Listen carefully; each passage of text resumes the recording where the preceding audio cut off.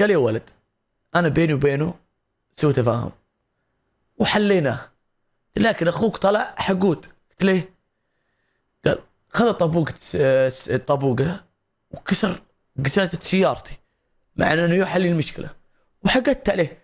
عشان كذا لا هو اللي جاء تأسف مع انه يوم حل المشكلة، ولا اللي يعني السالفة قديمة، ولا اللي وقتها لا هو اللي تأسف، ولا اللي انا وياه تواجهنا من بعده، ما تواجهنا الا هاك اليوم. وحقدت عليه وقلت له والخلا. لا طلع معفن. دق لساري قلت خلاص ابي نسير عليك بكره انه ساري، واروح عند ساري واكلمه. قلت بيسير الرجال بكره. قال خلاص ثبت. رايحين للرجال قلت في امك قلت لحجي. قال ليه؟ قلت يا ما حليت المشكله. قال ايوه. قلت ليش تحذف الطابوق على سيارته وتكسر قزازه؟ قال ما هو رجل خله يستاهل.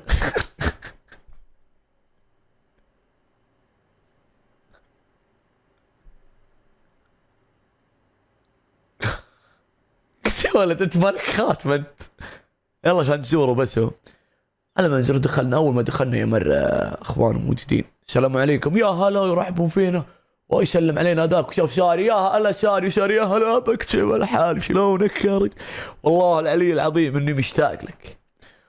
ويسولفون كان ما صار فيهم شيء، طاحت على راسي انا اللي طلعت بالسيئة. يا شلونك بالله تكفى يا رجل، سنابي ما هو عندك، عطنا سناب بالله خلنا نضيفك السناب. يا بعد روح انت يا حبيبي يا الوجه، شلونك سكتة وانا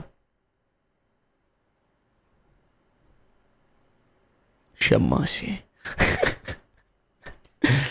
هذا هو طلع من المستشفى كم ما فيهم شيء، ركبنا السيارة وين اللي خليه ولا والله طلع رجل قسما بالله العظيم، اقسم بالله انه ولد ناس يا احب له. اوكي خل بكره تجيني تقول هذا والله بيني وبينه مش، ما راح افزعلك الا لما اشوف في تبادل في الضربات، ساعتها هنا افزع. شيء ثاني ما راح افزع. اتمنى القصه لا تعجبكم. نصيحتنا لهذا اليوم لا تمشي على كلام الناس، بل شوف في عينك حتى لو كان اخوك. لا تنسون الاشتراك واللايك وفعل جرس